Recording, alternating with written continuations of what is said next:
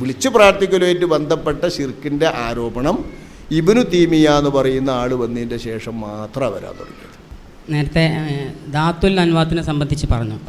അപ്പോൾ സഹാബികൾ ലാ ഇലാഹ ഇല്ലല്ലാഹിൽ ഷഹാദത്ത് കലിമ ചൊല്ലിയ ശേഷമാണല്ലോ അവർ ഇസ്ലാമിലേക്ക് വന്നിട്ടുള്ളത്. അപ്പോൾ അതിൻ്റെ ആരംഭ കാലഘട്ടത്തിലാണ് ഈ സംഭവം നടന്നതെന്ന് പറഞ്ഞു. അപ്പം സഹാബികൾ എന്നവരെ അപ്പം വിളിക്കരുത്, അപ്പം അവരാകുന്നില്ല.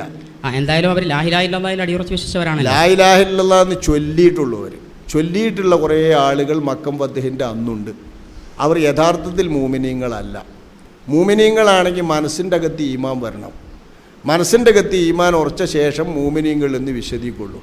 മക്കം ഫത്ഹിൻ്റെ അന്ന് ശരിക്കും മൂമിനീങ്ങളല്ലാത്ത ഒരുപാട് ആളുകൾ ഇസ്ലാമിലേക്ക് കടന്നു വന്നിട്ടുണ്ട്. ഇസ്ലാമിലേക്ക് കടന്നു വന്നിട്ടുണ്ട്, മൂമിനീങ്ങളായിട്ടില്ല അവർ. ഖുർആനിൽ അങ്ങനെ ഒരു പ്രയോഗം ഉണ്ടല്ലോ, കാലത്തിൽ അറാബു ആമന്ന ഖുൽ ലൻ തൂമിനു വലാകിൻ ഖൂലു അസ്ലംന. ഞങ്ങൾ മുസ്ലിങ്ങളായി എന്ന് വേണമെങ്കിൽ പറഞ്ഞോളി, നിങ്ങൾക്ക് ഈമാനില്ല എന്ന് അല്ലാഹു തആല പറഞ്ഞു. അപ്പോൾ ആ രീതിയിലൊരു സംസാരമുണ്ട് ഖുർആനിൽ. കാലത്തിൽ അറാബു, ഗ്രാമീണരായ കുറേ മുനാഫിക്കീങ്ങൾ പറഞ്ഞു ആമന്ന, ഞങ്ങൾ വിശ്വാസികളായി. അപ്പോൾ അല്ലാഹു തആല പറഞ്ഞു, നബിയെ തങ്ങൾ അവരോട് പറഞ്ഞു നോക്കി, നിങ്ങൾ മൂമിനീങ്ങളായിട്ടില്ല. വലാകിൻ ഖൂലു അസ്ലംന, ഇസ്ലാമിലേക്ക് കടന്നു വന്നു എന്ന് വേണമെങ്കിൽ പറഞ്ഞോളി, മൂമിനീങ്ങളായിട്ടില്ല. അപ്പം മൂമിനീങ്ങളാവുക എന്നത് ഇസ്ലാമിൻ്റെ വിശ്വാസം ഹൃദയത്തിൻ്റെ അകത്ത് ശരിക്ക് വരുമ്പോഴാണ്. അത് വരാത്ത ഒരു കൂട്ടം ആളുകൾ ഹുനൈനിലേക്ക് പോകുന്ന സ്വഹാബത്തിൻ്റെ കൂട്ടത്തിൽ പെട്ടിരുന്നു. സ്വഹാബികളെല്ലാവരും പിന്നീട് അവർ വിശ്വസിച്ചിട്ടോ, നല്ല സ്വഹാബികളായി വളരെ വലിയവരായി മാറി. അവരാണ് ഈ ചരിത്രം വിവരിക്കുന്നത്. അബീ വാഖിദിൻ ലൈസി എന്നറിയുന്ന ആൾ സ്വഹാബിയാണെങ്കിൽ അദ്ദേഹത്തെ അടക്കമുള്ള ആളുകളാണ് ഈ പറയുന്ന കൂട്ടർ. ഈ ഹദീസ് റിപ്പോർട്ട് ചെയ്ത ആൾ അബൂ വാഖിദിൻ ലൈസിയാണ്. അദ്ദേഹം സ്വഹാബിയാണെങ്കിൽ അദ്ദേഹത്തെ പോലുള്ള അഭിപ്രായ വ്യത്യാസം ഉണ്ടായതുകൊണ്ടാണ് ഞാനങ്ങനെ പറയുന്നത്. സ്വഹാബിയാണെന്നും അല്ലെന്നും അഭിപ്രായ വ്യത്യാസമുണ്ട്. സ്വഹാബിയാണെങ്കിൽ അദ്ദേഹത്തെ പോലുള്ള കുറച്ച് ആളുകൾ ഇത് പറയുന്ന കാലത്ത് മക്കയിലെ മുശ്രിക്കീങ്ങളുടെ ശിർക്കിൻ്റെ വിശ്വാസത്തിൻ്റെ ആ വിധാനത്തിലായിരുന്നു. അപ്പോൾ പൂർണ്ണമായി അവരിൽ നിന്ന് ഈ വാക്കുച്ചരിച്ചതല്ലാതെ ഈമാൻ ഹൃദയത്തിൻ്റെ അകത്ത് കടന്നു വന്നിട്ടുണ്ടായിരുന്നില്ല. അതായി തന്നെ ഉണ്ട്, ഹദീസിൻ്റെ വിവരണത്തിൽ തന്നെ ഉണ്ടാവും. പറയും അപ്പോൾ ലാ ഇലാഹ ഇല്ലല്ലാഹ് അവർ വിശ്വസിച്ചു. എന്തായാലും ലാ ഇലാഹ ഇല്ലല്ലാഹ് വിശ്വസിച്ചിട്ടില്ല, ലാ ഇലാഹ ഇല്ലല്ലാഹ് പറഞ്ഞാലേ ഒരു മുസ്ലിം ആയല്ലോ. ഇല്ല, പറഞ്ഞാൽ വിശ്വാസമാവില്ല. അപ്പോൾ ലാ ഇലാഹ ഇല്ലല്ലാഹ് വിശ്വസിച്ചവനെ പറഞ്ഞാൽ അവനെ നമ്മൾ മുസ്ലിമാക്കും. യുദ്ധത്തിൽ പോലും കൊല്ലാൻ പാടില്ല എന്നാണല്ലോ. കൊല്ലാൻ പാടില്ല, മുസ്ലിമാക്കും. പക്ഷേ എങ്ങനെയാണ് കൊല്ലാൻ പാടില്ല എന്നുള്ള വിധി? അവരുടെ ഹൃദയം അള്ളാഹുവിലേക്ക് ഏൽപ്പിക്കും നമ്മൾ. അങ്ങനെയാണ് ഓലെ ഹൃദയം നമ്മൾ അള്ളാഹുവിലേക്ക് ഏൽപ്പിക്കുന്ന. ആ ഹദീസിൻ്റെ തന്നെ വാക്യത്തിലും അഫലാ ശഖഖ്ത ഖൽബഹു, കൊല്ലാൻ പാടില്ല എന്നറിയുമ്പോൾ തന്നെ അഫലാ ശഖഖ്ത ഖൽബഹു, അയാളെ മനസ്സ് നീ തുറന്നു നോക്കിയോ എന്നാണ്. അപ്പോൾ മനസ്സ് തുറന്നു നോക്കാൻ നമുക്ക് അധികാരമില്ല. വാക്കിൽ ലാ ഇലാഹ ഇല്ലല്ലാഹ് ചൊല്ലിയാൽ നമ്മൾ അവരെ മുസ്ലിം എന്ന് പറയും. അങ്ങനത്തെ മുസ്ലിമീങ്ങളിൽ പലരും മൂമിനീങ്ങളല്ല, യഥാർത്ഥത്തിൽ വിശ്വാസികളല്ല. യഥാർത്ഥത്തിൽ പേര് നമുക്ക് പോലെ പറയാം, മൂമിൻ എന്നും മുസ്ലിം എന്നൊക്കെ പറയാം. അങ്ങനെ വന്നവരായിരുന്നു മക്കം ഫത്ഹിൻ്റെ അന്നുള്ള ദാത്തു അൻവാത്ത് പറഞ്ഞ ആൾ. അപ്പോൾ ആ ദാത്തുൽ അൻവാത്തിൻ്റെ മുകളിൽ വാള് വെച്ചാൽ അവർക്ക് യുദ്ധത്തിന് പോകുമ്പോഴാണല്ലോ വാള് വെക്കുന്നത്. വാള് വെക്കുന്നത് ഈ മരത്തെപ്പറ്റി അവർ പൂജിക്കപ്പെടുന്ന ഒരു ഇബാദത്ത് ചെയ്യപ്പെടുന്ന മരമാക്കി അവർ വിശ്വസിച്ചിട്ടുണ്ട്. ഇബാദത്ത് ഒരു പൂജയാണത്. ഇപ്പം ഞാൻ പറഞ്ഞില്ല ആയുധപൂജ. ആയുധപൂജ എന്നറിയുന്ന പൂജ എങ്ങനെയാണ്? ആ പൂജയാണ് ഈ ദാത്തു അൻവാത്തിന്മേൽ പോയി വാള് തൂക്കിയിടുക. അപ്പോൾ ദാത്തു അൻവാത്ത് എന്നത് അവരുടെ ഒരു പൂജാവിഗ്രഹമാണ്, മരവിഗ്രഹം. അങ്ങനെയുള്ള വിഗ്രഹത്തെ ഞങ്ങൾക്കും തരണം, ഞങ്ങളുടേതായിട്ട് നാബൽ ഭാഷ പറയുന്നത്. അത് ഇലാഹായിട്ടല്ല അവർ ഉദ്ദേശിച്ചത്. അതുപോലെ ആയല്ലോ വാക്ക് നബി സല്ലല്ലാഹു അലൈഹി വസല്ലം തങ്ങൾ പറഞ്ഞത്. അപ്പോൾ ഇലാഹാക്കുന്നതിന് തുല്യമായി മാറിയെന്ന ഇല്ല, ഇലാഹാണെന്ന് പറഞ്ഞ മാതിരിയായല്ലോ നിങ്ങളുടെ ഈ വാക്ക്. കമാ കാല മൂസ, കമാ കാല ഖൗമു മൂസ ലി മൂസ, മൂസാനബിൻ്റെ ജനത മൂസാനബിനോട് പറഞ്ഞത് തുല്യമായല്ലോ നിങ്ങളുടെ വാക്ക്. കമാ കാല, ആ വാക്കല്ല, അതിന് തുല്യമായല്ലോ, രണ്ടും ഒരുപോലെ ആയല്ലോ. ഒരുപോലെ ആകണ വാക്ക് ഉച്ചരിക്കരുത് എന്ന് അവരെ പഠിപ്പിച്ചു. പിന്നെ അവരെ ചോദിച്ചിട്ടില്ല. പിന്നെ ഇതേ വാക്യം പിന്നെ അവർ പറഞ്ഞിട്ടേ ഇല്ല. ഒരു ദാത്തു അൻവാത്തിനെയോ ഒരു വൃക്ഷത്തിനെയോ അവർ പിന്നെ നബിയോട് ചോദിച്ചിട്ടില്ല. അപ്പോൾ ഒരു പാഠം അവർക്ക് നൽകണത്. അങ്ങനെ ഓരോരോ പാഠങ്ങൾ ഘട്ടം ഘട്ടമായിട്ട് നബി നൽകുമ്പോഴാണ് അവർ പൂർണ്ണ സ്വഹാബിമാരായിട്ട് മാറുന്നത്. നിങ്ങൾ ഉദ്ദേശിച്ച പറഞ്ഞോളേ. അതിൻ്റെ തൂക്കിയിട്ടാൽ അതിനൊരു ബർക്കത്ത് കിട്ടുന്നതല്ല അവർ വിശ്വാസം. അല്ല, തെറ്റാണ് പറയുന്നത്. അതൊക്കെ ഉണ്ടാക്കി കെട്ടിക്കൂട്ടി ഉണ്ടാക്കിയിട്ടുള്ള വ്യാജങ്ങളാണ്. ആ വ്യാജങ്ങൾ ഇങ്ങനെ നമ്മൾ എല്ലാവരുടെ ഇടയിൽ കൂടി പറഞ്ഞപ്പോൾ അതൊരു എല്ലാ ഹദീസിലും ഉണ്ട് എന്ന് വിചാരിക്കുക. തബറുക്കൊന്നും അല്ല അവിടെ. ആ ഹദീസിൽ ഒരൊറ്റ വചനവും തബറുക്കിൻ്റെ വചനേ ഇല്ല, ബർക്കത്തിൻ്റെ വചനമില്ല. അത് നമ്മളെ നാട്ടിലുള്ള ആരോ ചിലർ ദുരുദ്ദേശപൂർവ്വം കടത്തിക്കൂട്ടിയതാണ്. ഞാൻ ആ ഹദീസിൻ്റെ ശരിക്കും വായിക്കാലോ, അത് വായിക്കാതെയാണ് അധികവും തെറ്റിദ്ധരിപ്പിക്കാറുള്ളത്. പ്രസംഗത്തിൻ്റെ ഭാഷയിൽ ഓരോരുത്തരങ്ങ് പറയും, ആ പറച്ചിലിൽ ബർക്കത്ത് ഉദ്ദേശിച്ചാൽ കെട്ടി തൂക്കൽ എന്ന് പറയും. ബർക്കത്ത് ഉദ്ദേശിച്ചല്ല കെട്ടി തൂക്കൽ, അത് എവിടെയും വന്നിട്ടില്ല. ഇതിലുള്ള തന്നെ വക്കാനത്തിൽ കുഫാരി ഖുറൈശിൻ വമൻ സിവാഹും മിനൽ അറബി ഷജറത്തുൻ അലീമത്തുൻ ഖളിറ യുഖാലു ലഹാ ദാത്തു അൻവാത്ത് യഅ്തൂനഹ കുല്ല സനത്തിൻ. എല്ലാ കൊല്ലത്തിലും അവർ ഈ ദാത്തു അൻവാത്ത് എന്ന വൃക്ഷത്തിങ്കൽ ചെല്ലും. ഫയുഅല്ലിഖൂന അസ്ലിഹതഹും അലൈഹ, ആ വൃക്ഷത്തിൻ്റെ മേൽ അവരവരുടെ ആയുധങ്ങൾ തൂക്കിയിടും. വയദ്ബഹൂന ഇൻദഹ, ആ വൃക്ഷത്തിങ്കൽ വെച്ച് അവർ ബലികർമ്മം നടത്തും. വയഅകുഫൂന അലൈഹ യൗമൻ, ഒരു ദിവസം അവിടെ ഭജനമിരിക്കുകയും ചെയ്യും. അങ്ങനെ ഭജനമിരുന്ന് ബലികർമ്മം നടത്തി വിഗ്രഹങ്ങളുടെ പൂജിക്കുന്ന രീതിയിൽ ആയുധങ്ങൾ വെച്ച് പൂജിക്കുന്ന ഒരു പൂജ നടത്തുന്ന മരം, ബർക്കത്തെടുക്കുന്ന ഒരു രീതി ഈ ഹദീസിൻ്റെ ഒരു റിപ്പോർട്ടിനും കണ്ടിട്ടില്ല. ഒരു റിപ്പോർട്ട് ദാത്തു അൻവാത്തിനെ പറ്റി ഷജറത്തുൻ കാനത്തു അബ്ബദു ഫിൽ ജാഹിലിയത്തി, കാനത്തു തുഅബ്ബദു, പൂജിക്കപ്പെടുന്ന ഒരു മരമായിരുന്നു അത് ജാഹിലിയത്തിൽ. അപ്പോൾ പൂജിക്കപ്പെടുന്ന മരം, ബർക്കത്തെടുക്കപ്പെടുന്ന മരമല്ല, തെറ്റായിട്ട് കൂട്ടയ്ക്ക് കൊടുക്കപ്പെടുന്നതാണ്. പൂജയും ബർക്കത്തെടുക്കലും ഒന്നാക്കുക, എന്നിട്ട് അർത്ഥം അങ്ങനെ പറയാം. അങ്ങനെ ഹദീസിലില്ല. പിന്നെ ഇവിടെ നമ്മൾ ഇലാഹാണെന്ന് വിശ്വസിച്ചുകൊണ്ട് തേടിയാലാണ് ഷിർക്കാണെന്നല്ല ഇപ്പോൾ പറഞ്ഞിട്ടുള്ളത്. ഇലാഹാണെന്ന് വിശ്വസിച്ചാൽ ഷിർക്ക്. ഇലാഹാണെന്ന് ഇപ്പോൾ നാവ് കൊണ്ട് പറയുന്നതിനെ സംബന്ധിച്ച് മാത്രമാണോ? അതും ഷിർക്കാവും. നാവ് കൊണ്ട് പറഞ്ഞാലും വിശ്വാസമാവും, വിശ്വസിച്ചാലും ഷിർക്കാവും. ഒരാളുടെ ഹൃദയത്തിൽ ഇലാഹിൻ്റെ ഏതെങ്കിലും ഗുണവിശേഷം ഉണ്ടെങ്കിലോ? ഇലാഹിൻ്റെ ഗുണവിശേഷം എന്ന് പറഞ്ഞാൽ അള്ളാഹുവിന് മാത്രം പറയുന്ന ഗുണവിശേഷമുണ്ട് പേരിൽ, അങ്ങനത്തെ പറഞ്ഞാൽ പാടില്ല. വിശ്വാസം ഉണ്ടെങ്കിൽ ഷിർക്കുവാവും. ഗുണവിശ്വാസം എന്ന് പറയുന്നത് നിങ്ങൾ മനസ്സിലാക്കണം. ഞാൻ ഉദാഹരണം പറയാം. റഹീം അള്ളാഹുവിൻ്റെ ഒരു ഗുണവിശേഷമല്ലേ റഹീം, അല്ലേ? അത് അള്ളാഹിൻ്റെ റസൂലിനെ കൊണ്ട് ഖുർആൻ പറഞ്ഞിട്ടുണ്ടല്ലോ റഹീം എന്ന്. അപ്പോൾ അങ്ങനത്തത് പറയാം, അല്ലാത്തത് പറയാൻ പാടില്ല. അല്ലാത്തത് പറഞ്ഞാൽ ഒന്നുകിൽ ഹറാമാകും, മനസ്സിൽ വിശ്വാസം ഉണ്ടെങ്കിൽ ഷിർക്കുവാവും. അപ്പോൾ ഹിദായത്തിന് വേണ്ടിയിട്ട് ഇപ്പം എക്സാമ്പിൾ ഒരു ഉദാഹരണമായിട്ട് ചോദിക്കുകയാണ്. ഇപ്പം നമ്മൾ ലാ ഇലാഹ ഇല്ലല്ലാഹിൽ അടിയുറച്ച് വിശ്വസിക്കുന്നവരാണ്, അള്ളാഹു ഇല്ലാതെ ആരാധ്യമില്ല. അപ്പം ഔലിയാക്കന്മാർ അല്ലെങ്കിൽ മുയ്യദ്ദീൻ ഷെയ്ഖേ എന്നെ ഹിദായത്തിലാക്കണേ എന്നൊരാൾ പറഞ്ഞാൽ അത് ഷിർക്കാണോ? അല്ല, ഷിർക്കല്ല. കാരണം റസൂലുള്ളാഹിനെ പറ്റി ഖുർആൻ പറയുന്നുണ്ട്, ഇന്നകല്ല തഹ്ദി ഇലാ സിറാത്തും മുസ്തഖീം, സിറാത്തും മുസ്തഖീമിലേക്ക് ഹിദായത്താക്കുന്നവരാണ് നബിയെ തങ്ങൾ. അപ്പം നബിനോട് വന്നിട്ടൊരാൾ ഹിദായത്താക്കണേ നബിയെ എന്ന് പറഞ്ഞാൽ, എന്നെ ഹിദായത്താക്കണേ നബി എന്ന് പറഞ്ഞാൽ ഷിർക്കാവോ? ഇപ്പം വഫാത്തായതിരിക്കട്ടെ, നബി ജീവിച്ചിരിക്കുമ്പോൾ ഷിർക്കാവോ? ഒരവിശ്വാസി കടന്നു വന്നിട്ട് അള്ളാൻ്റെ റസൂല് ജീവിച്ചിരിക്കുന്ന കാലത്ത് നബിയെ എന്നെ ഹിദായത്താക്കണം തങ്ങൾ എന്ന് പറഞ്ഞാൽ ഷിർക്കാവോ? ആവോ? ഹിദായത്തിലാക്കാന്നുള്ള അള്ളാഹുവിന് മാത്രമുള്ള കഴിവാണല്ലോ. അതാ ഞാൻ നേരത്തെ നിങ്ങളോട് പറഞ്ഞത്, ഗുണവിശേഷങ്ങളിൽ അള്ളാഹുവിന് മാത്രം വിശേഷിപ്പിക്കുന്നതുമുണ്ട്, സൃഷ്ടികൾക്കും വിശേഷിപ്പിക്കുന്നതുമുണ്ട്. ഹിദായത്താക്കുന്നത് റസൂലുള്ളാഹിനും ഖുർആൻ പറഞ്ഞിട്ടുണ്ട്, വ ഇന്നക ലതഹ്ദീ ഇന്ന ഹാദൽ ഖുർആന യഹ്ദീ, ജീവനില്ലാത്ത ഖുർആനും ഹിദായത്താക്കും എന്ന് പറഞ്ഞിട്ടുണ്ട്. ഖുർആനും ഹിദായത്താക്കും, അള്ളയും ഹിദായത്താക്കും, റസൂലും ഹിദായത്താക്കും. അപ്പം ഹിദായത്താക്കുക എന്ന് പറയുന്നത് അള്ളാഹുവിന് മാത്രം പറയാൻ പറ്റുന്ന ഗുണവിശേഷമല്ല.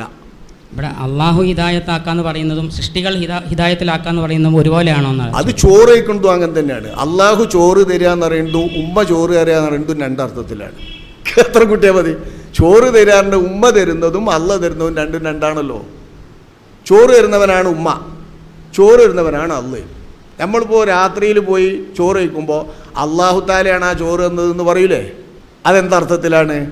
ആ ചോറിൻ്റെ സ്രഷ്ടാവ് യജമാനൻ അള്ളാഹുവാണ്. ഉമ്മ തരുന്നതോ അള്ളാഹുവിൻ്റെ ഭക്ഷണം പല കൈക്കായിട്ട് വന്ന് നമുക്ക് നേരിട്ട് വിതരണം ചെയ്തത് ഉമ്മയാണ്. ഈ രീതിയിൽ അള്ളാഹുവാണ് ഹിദായത്തിനെ പടക്കുന്നവൻ.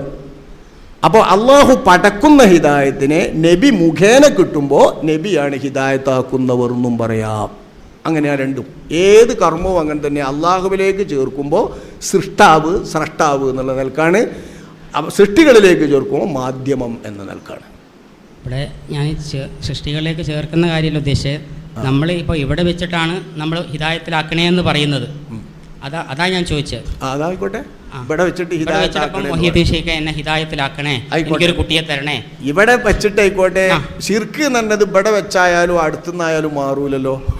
നിങ്ങൾ പറയുന്ന ആ ഗുണവിശേഷമായിട്ട് ബന്ധപ്പെട്ട ശിർക്ക്, അള്ളാഹുവിന് പറയാൻ പറ്റുന്ന ഗുണവിശേഷം പടപ്പിന് ചാർത്തി കൊടുത്തു എന്ന നിലക്കാണല്ലോ നിങ്ങൾ ഈ പറയുന്ന ശിർക്ക്. ആ ശിർക്ക് ഇവിടെ വെച്ചായതുകൊണ്ടോ അവിടെ വെച്ചായതുകൊണ്ടോ മാറൂല, രണ്ടും ഒരുപോലെയാണ്. കാരണം അള്ളാഹുവിന് മാത്രമുള്ള വിശേഷണമാണ് ഹിദായത്ത്. അത് മുഹ്യിദ്ദീൻ ശൈഖിന് വെച്ചു കൊടുത്തു എന്നാണ് ഇപ്പോൾ ശിർക്കിൻ്റെ കാരണമായിട്ട് ന്യായീകരിക്കുന്നത്, അല്ലേ? ഈ കാരണമാണെങ്കിൽ അത് ജീവിച്ചിരിക്കുമ്പോഴോ ജീവിച്ചിരിക്കാത്തപ്പോഴോ അകലെയോ ദൂരെയോ എന്നത് പ്രശ്നമല്ല, ഒക്കെ ഒരേ മാതിരിയാണ്. ഇവിടെ അതല്ല, അതായത് ഇപ്പം നമ്മളിപ്പം ലോകത്തിലെ കോടിക്കണക്കിന് ആളുകൾ, കഴിഞ്ഞ ഞാൻ മുമ്പ് ചോദിച്ച ചോദ്യമാണ്, പക്ഷേ അതിൻ്റെ ഉത്തരം എനിക്ക് ഇപ്പോഴും ക്ലിയർ ആയിട്ടില്ല. എന്താ നിങ്ങൾ ചോദിക്കുന്ന? അല്ല, ഇതന്നെയല്ലോ. അപ്പം ഇപ്പോൾ ഈ ചോദ്യം തന്നെ ഇപ്പം അതായത് ഹിദായത്തിൽ മുഹ്യിദ്ദീൻ ശൈഖിനെ ഹിദായത്തിലാക്കണേ അല്ലെങ്കിൽ എന്നൊരു ചോദ്യം, ഇത് ലോകത്തിൻ്റെ നാനാഭാഗത്തു നിന്നും പല ഭാഷകളിൽ ചോദിക്കുമ്പം ഇത് കേൾക്കാനാണ് ആളുകളുടെ വിശ്വാസം. വിളിച്ചാൽ വിളി കേൾക്കും. അത് നിങ്ങൾ പറയുന്നത് വീണ്ടും അവിടെ തന്നെയാണ് പണ്ടേ പറയുന്ന ഈ കേൾവി എന്നാണ് കൊണ്ടുപോകുന്നത്.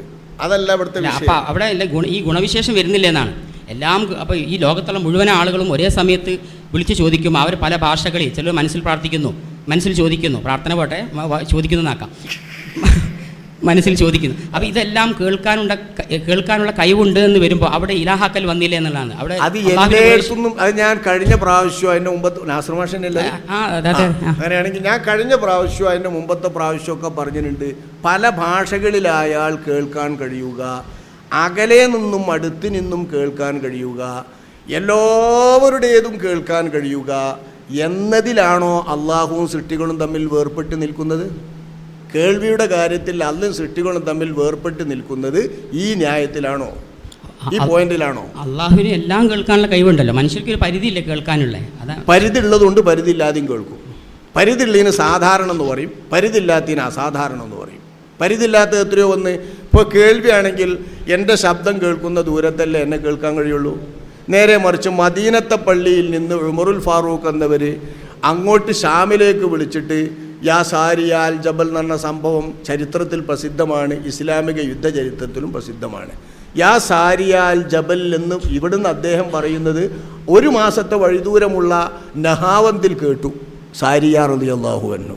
അപ്പം അത് ദൂരേക്കല്ല കേട്ടത്, അത് മുഹിജിസത്തിന്റെ ഭാഗമായിട്ടാണല്ലോ. എങ്ങനെ മുഹിജിസത്താണല്ലോ അത്, അല്ല അത് മുഹിജിസത്തല്ലേ? അപ്പം മനസ്സിലായി. മുഹിജിസത്താണെങ്കിലും അള്ളാഹ്ക്ക് മാത്രമുള്ള കഴിവല്ലല്ലോ. അപ്പോൾ അള്ളാഹ് കൊടുക്കുമ്പോൾ മുഹിജിസത്തായിട്ട് കിട്ടുമല്ലോ. അള്ളാഹുവും സൃഷ്ടികളും തമ്മിൽ എപ്പോഴും വേർതിരിയുന്നത് യഥാർത്ഥത്തിൽ ഉടമാധികാരമുള്ള കേൾവിയാണ് അള്ളാഹുവിൻ്റേത്, മറ്റാരും നൽകാത്ത.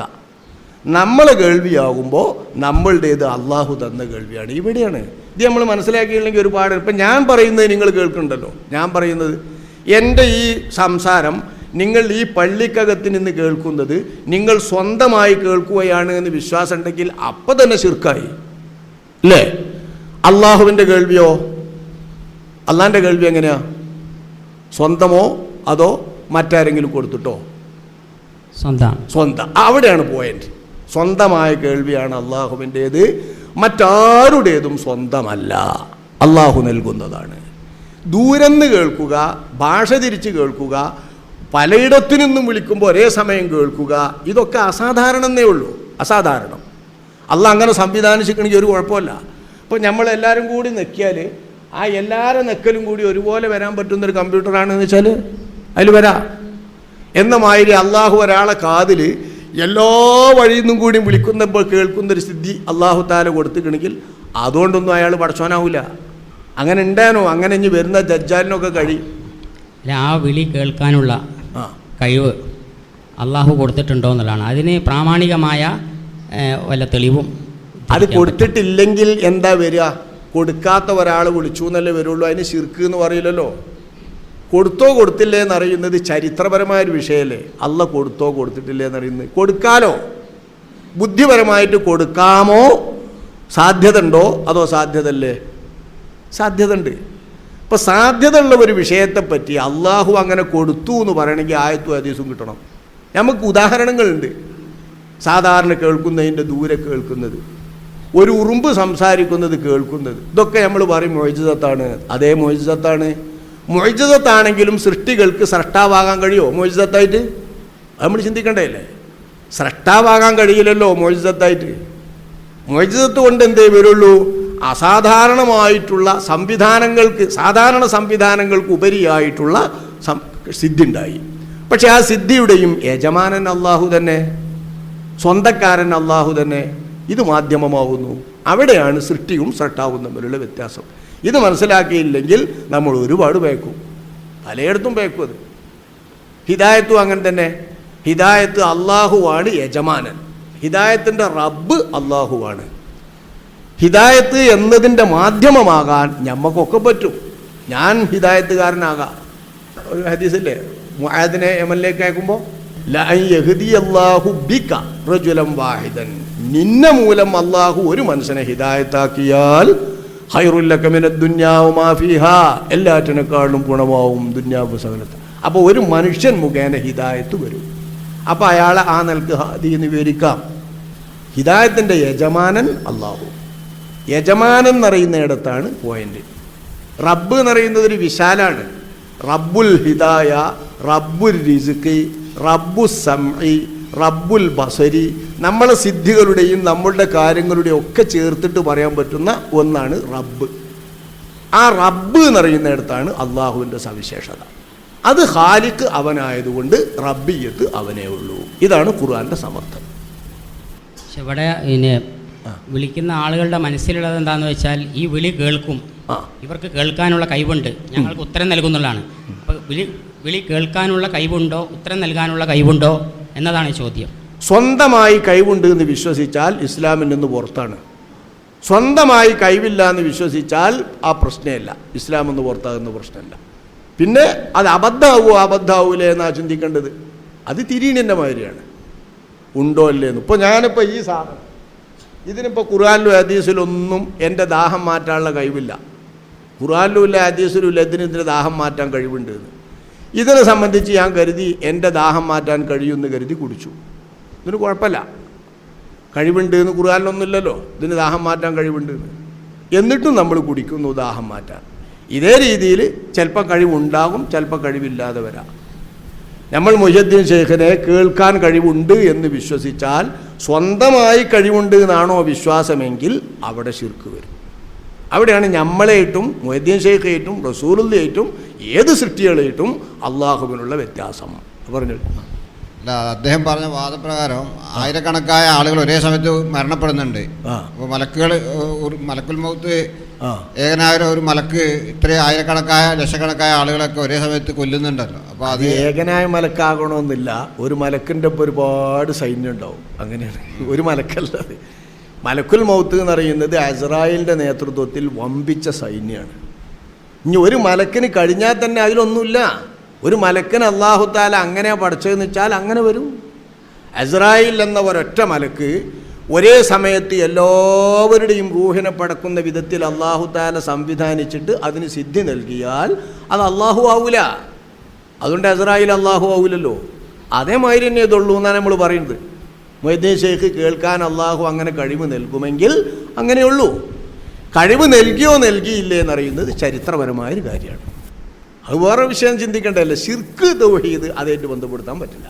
ജേക്കബോ യൂസുഫോ എന്ന് പറയുന്ന മുസ്ലിം അല്ലാത്ത അമേരിക്കൻ ജൂതന്മാരുണ്ടാക്കിയ ഒരു ക്യാമറ കൊണ്ട് അമേരിക്കയിലുള്ള ഒരു പരിപാടി കോടിക്കണക്കിനായ TV-യിൽ ഒരേ സമയത്ത് മനുഷ്യനിർമ്മിതമായ ആ മെഷീനറി കൊണ്ട് കാണുന്നുണ്ടെങ്കിൽ അള്ളാഹു കൈ കൊടുത്താൽ മനുഷ്യരായ ആളുകൾക്ക് ജീവനില്ല എന്നുള്ളതിൽ വലിയ അത്ഭുതമില്ല എന്നുള്ള തോന്നൽ സാന്ദർഭികമായി അതിനെ പറയുന്നത്. അത്ഭുതം എന്ന് പറയുന്നതോ അസാധാരണത്വം എന്ന് പറയുന്നതോ ഒന്നും അള്ളാഹു ആവൂല. അള്ളാഹു എന്നറിയുന്നത് സ്വന്തമായിട്ട് എന്ന് പറയുന്നിടത്താണ് അള്ളാഹു. സൃഷ്ടികളൊന്നും സ്വന്തമല്ല. ഇവിടെ ഇപ്പോൾ പറഞ്ഞത് ലോകത്ത്, അതായത് നമുക്ക് ടെക്നോളജി വളരെ വികസിച്ച കാലമാണ്. അല്ല, ടെക്നോളജി വളരെ വികസിച്ച കാലമാണ്. അപ്പോൾ ഇത്ര ഉപകരണങ്ങൾ കൊണ്ട് കാണാൻ കഴിയുന്നത് അവിടെ നമുക്കൊരു ഇതുണ്ട്. എന്താണെന്ന് വെച്ചാൽ അവിടെ കാര്യകാരണ ബന്ധമുണ്ട്, ഒരു മീഡിയ ഉണ്ട്. ഇതല്ലല്ലോ ഇതിപ്പോൾ ഞാനിപ്പോൾ ഇവിടെ നിന്നിട്ട് ഒരാളപ്പം കുറ്റിച്ചറിൽ നിന്നിട്ട് ഇവിടെ നിന്ന് വിളിച്ചാൽ കേൾക്കോ? അതുപോലെയല്ലേ ഇത്. കാരണം ഇത് കാര്യകാരണ ബന്ധമുണ്ട്. അപ്പം അത് ഇവിടെ ഇത് അവിടെ നിങ്ങൾ തങ്ങളുടെ ലേശം പേക്കുന്നുണ്ട്. ഈ കാര്യകാരണ ബന്ധം ഞാൻ ഒരു ദിവസം ശരിക്കും പറഞ്ഞിട്ടുണ്ട്. അല്ല, അവിടെ ഒരു ഇതുണ്ട്, ഇലക്ട്രോണിക് തരംഗങ്ങൾ പോകുന്നുണ്ട്. മനസ്സിലായിട്ടെ സാറ്, ഈ കാര്യകാരണ ബന്ധം എന്ന് പറയുന്നത് നമ്മളൊരു ദിവസം ഫുള്ളായിട്ട് പറഞ്ഞിട്ടുണ്ട്. കാര്യകാരണ ബന്ധം ഇല്ലാത്ത ഒരു സംഗതി ഈ ലോകത്ത് നടപ്പില്ല. കാര്യകാരണ ബന്ധത്തിന് അതീതമായിട്ട് ഒന്നില്ല. ഇവിടെ കാര്യവും കാരണവും ചിലപ്പോൾ അസാധാരണമാകാം. കാര്യകാരണ ബന്ധത്തിന് അതീതമായിട്ട് ഇവിടെ ഒന്നുമില്ല. ഒറ്റ സംഭവം പറഞ്ഞേ, കാര്യകാരണ ബന്ധത്തിന് അതീതമായിട്ട്. അങ്ങനെ അതൊക്കെ ഒരു സ്ഥിരമായിട്ട് ഉപയോഗിച്ച് വരുന്ന ചിലപ്പോൾ വേർഡുകളാണ് ഇതൊക്കെ. കാര്യകാരണ ബന്ധത്തിന് അതീതം, അതിന് പ്രാർത്ഥന, ഇതൊക്കെ ഒരു സ്ഥിരമായിട്ട് ഇങ്ങനെ പറഞ്ഞു വരുന്ന കുറേ വാക്ക്. മലയാളത്തിൽ ആ വചനമേ ഉള്ളൂ പറയാൻ. തിരിയുന്ന മലയാളത്തിൽ ഇപ്പോൾ അതങ്ങനെ ചിത്രീകരിക്കാൻ പറ്റും, വിശദീകരിക്കാൻ പറ്റുള്ളൂ. അല്ല, അതുകൊണ്ട് തന്നെ തെറ്റിദ്ധാരണ വരുന്നുണ്ട്. അതുകൊണ്ട് ഒരു വാക്ക് കാര്യകാരണ ബന്ധം എന്ന് പറഞ്ഞാൽ അതിൻ്റെ അർത്ഥം തസ്ബീബുൽ അസ്ബാബ് എന്നാണ് അതിന് അറബ് പറയാം. അള്ളാഹുവിൻ്റെ വിശേഷണം തന്നെ മുസബ്ബിബുൽ അസ്ബാബ് എന്നാ. മുസബ്ബിബുൽ അസ്ബാബ്, കാര്യങ്ങളും കാരണങ്ങളും തമ്മിൽ ഒരുക്കി തരുന്നവൻ, കാര്യകാരണങ്ങൾ തമ്മിൽ ബന്ധപ്പെടുത്തുന്നവനാണ് ഈ ലോകത്തെ സംബന്ധിച്ച് അള്ളാഹു. ഇപ്പോൾ ഉദാഹരണമായിട്ട് ഞാൻ പറയാം, ഒരു വലിയ ഔലിയാൻ്റെ അടുത്ത് ചെന്നപ്പോൾ എക്സ്റേയിൽ വലിയ പൊട്ട് കണ്ടു. എൻ്റെ കയ്യിന് നല്ല പൊട്ടുണ്ട്. എക്സ്റേ എടുത്ത് നോക്കുമ്പോൾ ഒരു ഔലിയാൻ്റെ അടുത്ത് ചെന്നപ്പോൾ ഇങ്ങനെ തടവിയപ്പോത്തിന് ഇത് പൊട്ട് സുഖമായി. ഇതിനിപ്പോൾ നിങ്ങൾ പറയാം കാര്യകാരണ ബന്ധത്തിൻ്റെ അതീതമാണ് എന്നാ. അല്ല, കാര്യവും കാരണവും അവിടെ ഉണ്ട്. ഔലിയ തടകി, ഇത് കാരണമാണ്. ആ കാരണം മൂലം കയ്യിൻ്റെ പൊട്ടുപോയി. ഇനി വൈദ്യർ നല്ലോന്ന് പ്ലാസ്റ്റർ ഇട്ടു. ആ പ്ലാസ്റ്റർ ഇട്ടപ്പോഴും കാര്യവും കാരണവും തമ്മിൽ ബന്ധിച്ചു. കാരണവും കാര്യവും ചിലപ്പോൾ അസാധാരണമാകാം, ചിലപ്പോൾ സാധാരണമാകാം. തടവിയ കാര്യം എന്ന് വെച്ചാൽ അവിടെ ഒരു ഭൗതികമായ ഇടപെടൽ വരുന്നുണ്ടല്ലോ. ഭൗതികമോ അഭൗതികമോ ആവാം, കാര്യകാരണ ബന്ധമുണ്ട്. തടവുക എന്ന് പറഞ്ഞത് വലിയ കാരണം തന്നെയാണ്. അതുണ്ട്. നബിൻ്റെ മൊയ്സത്തൊക്കെ നോക്കിക്കോളി, കാര്യവും കാരണവും തമ്മിൽ ബന്ധപ്പെടുത്താതെ ഇല്ല. അള്ളാൻ്റെ റസൂലിൻ്റെ കയ്യിൻ്റെ ഉള്ളിൽ നിന്ന് വെള്ളം വരുന്നു വെള്ളപ്പാത്രത്തിൽ വെച്ചിട്ട്. അപ്പോൾ കയ്യിൻ്റെ ഉള്ളിൽ നിന്ന് വെള്ളം വരുമ്പോൾ ഈ വെള്ളം വരുന്നത് കയ്യിൻ്റെ ഉള്ളിൽ നിന്ന് തന്നെയല്ലേ? കാരണമാണല്ലോ അത്. കാരണവും കാര്യവും തമ്മിൽ ബന്ധം തന്നെയാണ്. പക്ഷേ ഇത് അസാധാരണമാണ്. എൻ്റെ കയ്യിൻ്റെ ഉള്ളിൽ നിന്ന് വരൂല, നിങ്ങളെ കയ്യിൻ്റെ ഉള്ളിൽ നിന്ന് വരൂല, റസൂലുള്ളാഹിൻ്റെ കയ്യിൻ്റെ ഉള്ളിൽ നിന്ന് വന്നു. അത് അസാധാരണമായ കാരണമാണ്. ഭൂമിയിൽ നിന്ന് വരുന്നത് പോലെ കയ്യിൻ്റെ ഉള്ളിൽ നിന്നും വരുന്നു. ഭൂമിയിൽ നിന്ന് വരുന്നത് സാധാരണമാണ്, കയ്യിൻ്റെ ഉള്ളിൽ നിന്ന് വരുന്നത് അസാധാരണമാണ്. ഇതിനപ്പുറം കാര്യവും കാരണവും തമ്മിൽ ബന്ധപ്പെടാതെ ഈ ലോകത്ത് ഒന്നും സംഭവിക്കില്ല, ഒന്നും. പിന്നെ EK വിഭാഗത്തിലെ പ്രശസ്ത പണ്ഡിതനായ അമ്പലക്കടവ് ഫൈസി ഇവിടെ ഒരു ചോദ്യം ഞങ്ങളിപ്പോൾ ഇതിൽ ഇൻ്റർനെറ്റിൽ കണ്ടിട്ടുള്ളതാണ്. അതായത് അപ്പോൾ അതിനെപ്പറ്റി വിശദീകരണം ആവശ്യമാണ്. എന്താണെന്ന് വെച്ചാൽ അള്ളാഹുവിനോട് ചോദിച്ചാലാണോ അല്ലെങ്കിൽ ഔലിയാക്കന്മാരോട് ചോദിച്ചാലാണോ എളുപ്പത്തിൽ ഉത്തരം കിട്ടുക? അപ്പോൾ അതിന് അദ്ദേഹം കൊടുക്കുന്ന മറുപടി ഔലിയാക്കന്മാരോട് ചോദിച്ചാലാണ്. അപ്പോൾ അതിന് പറയുന്ന കാര്യം എന്താ വെച്ചാൽ അള്ളാഹുവിനോട് ചോദിക്കുക എന്ന് പറഞ്ഞാൽ ലോക്കൽ KSRTC ബസ്സിൽ പോകുന്നത് പോലെയാണ്. അവിടെ എത്തി ഉറപ്പില്ല. ഔലിയാക്കന്മാരോട് ചോദിക്കുന്നത് ബെൻസ് കാറിൽ പോകുന്നത് പോലെയാണ്. കാരണം അത് വളരെ വേഗത്തിൽ അവിടെ എത്തും. അപ്പം ഇതിവിടെ കൂടുതൽ, അതായത് അള്ളാഹു അല്ലാത്തവരോട് ചോദിക്കുന്നതാണ് കൂടുതൽ ഫലപ്രദം എന്ന് പറയുന്ന ഒരു ഹുക്കുമാണ് അദ്ദേഹം പറഞ്ഞിട്ടുള്ളത്. അങ്ങനെ ഒരു ഹുക്കുമ് ഉണ്ടോ, അല്ലെങ്കിൽ അതിനെ സംബന്ധിച്ച് താങ്കളുടെ അഭിപ്രായം എന്താണ്? അത് ചോദിക്കുന്നവരുടെ നിലപാട് എങ്ങനെയാ വെച്ചാൽ അതിനോട് ഉത്തരയിക്കാറും അതൊന്നും നമ്മൾ വിഷയമല്ലല്ലോ. നമുക്ക് സംശയം തീർക്കണം. നമ്മൾ ഒരു മൗലവിൻ്റെ വിഷയം എടുത്തിട്ട് സംസാരിച്ചാൽ നമ്മൾ കുഴങ്ങും, വിഷയം അങ്ങനെ പറഞ്ഞു. അതുകൊണ്ട് അത് നമുക്ക് വിടുക. നമുക്ക് തന്നെ ചോദിക്കാം. ഞാൻ ഒരു മൗലവി, നിങ്ങളൊരു മാഷും, നമുക്ക് സംസാരിക്കാം. മറ്റുള്ളവരുടേത് ഓരോരുത്തരുടേത് പറഞ്ഞാൽ ഓരോരോ സമയത്തെ ചോദ്യമാവും, ആ സമയത്തിനനുസരിച്ചൊരു മറുപടി ആവും. ചിലപ്പോൾ അവനൊരു തട്ടുത്തരക്കാരനായിരിക്കും, അതിന് തട്ടുത്തരം പറയും. ഇങ്ങനെയൊക്കെ വരാം. നമ്മൾ സംസാരിക്കുക. അതേ ചോദ്യങ്ങൾ എന്നോട് ചോദിച്ചോളൂ, ഞാൻ സംസാരിക്കാം. നേരത്തെ പറഞ്ഞ ഞാൻ ചോദ്യത്തിന് മറുപടി പറഞ്ഞപ്പം അത് അള്ളാഹ് കൊടുക്കാതിരിക്കാം എന്നുള്ളത്, പ്രത്യേകിച്ചും ഒരു അഖീദയുടെ വിഷയത്തിൽ ഇതുപോലെയുള്ള സംശയാസ്പദമായ ഒരു മറുപടി അല്ലാതെ കൃത്യമായിട്ട് ഒരു മറുപടി പറയാൻ ആഗ്രഹിക്കുകയാണ്. ഞാൻ ആഗ്രഹിക്കല്ല, താങ്കളിലൊന്നും പ്രതീക്ഷിക്കുകയാണ്. അതൊക്കെ എന്താ ഈ അഖീദന്റെ കാര്യം എന്ന് പറയുന്നത് അതും ചിന്തിക്കേണ്ടതുണ്ട് നിങ്ങൾ. അഖീദന്റെ കാര്യം എന്ന് പറഞ്ഞത് അത് സ്വീപ്പാക്കുകയാണ്. അതൊക്കെ ഇത് സ്ഥിരമായിട്ട് ഉപയോഗിച്ചു വരുന്ന ചില തന്ത്രങ്ങളിൽ പെട്ടാണ് ഇതൊക്കെ. നിങ്ങളത് തന്ത്രമല്ല, പക്ഷേ കേൾക്കുന്നത് അങ്ങനെ വരുന്നതാണ്. ഇവിടെ വിഷയം എന്താണ്? അഖീദക്കാരിയല്ല. മുഹ്യിദ്ദീൻ ഷെയ്ഖെ സഹായിക്കണേ എന്ന് നമ്മൾ പറയുന്നത് വാക്കാണ്, വാചകം. ഇത് അഖീദയല്ല. ഈ വാക്ക് ഉപയോഗിക്കുന്നത് കൊണ്ട് ശിർക്ക് എന്ന അഖീദക്കാര്യം വരുമോ എന്നാണ് അവിടെ പ്രശ്നം. ശിർക്ക് വരും എന്ന് പറയുന്നതാണ് അഖീദയാക്കി മാറ്റുന്നത്. കർമ്മത്തെ കൊണ്ടുപോയി, വാക്കിനെ കൊണ്ടുപോയിട്ട് ശിർക്ക് എന്ന അഖീദയാക്കി മാറ്റുന്ന അപരാധം ചെയ്തിട്ട് ഇത് അഖീദൻ്റെ കാര്യമാണ് എന്ന് പറയാണ്. അത് വളരെ വലിയ തെറ്റാണ്. ഒന്നിരിക്കലും ഒരു പ്രവൃത്തി അല്ലെങ്കിൽ ഒരു വാക്ക്, ഈ വാക്കും പ്രവൃത്തിയുമായി ബന്ധപ്പെട്ട ഒന്നിനെയാണ് അഖീദയിൽപ്പെട്ട ശിർക്കാക്കിയിട്ട് ആരോപിക്കുന്നത്. അങ്ങനെ കർമ്മത്തെ കൊണ്ടുപോയി അഖീദയാക്കുകയാണ് വിഷയം. എന്തെവിടെ അഖീദ? മൊയ്തീൻ ശൈഖേ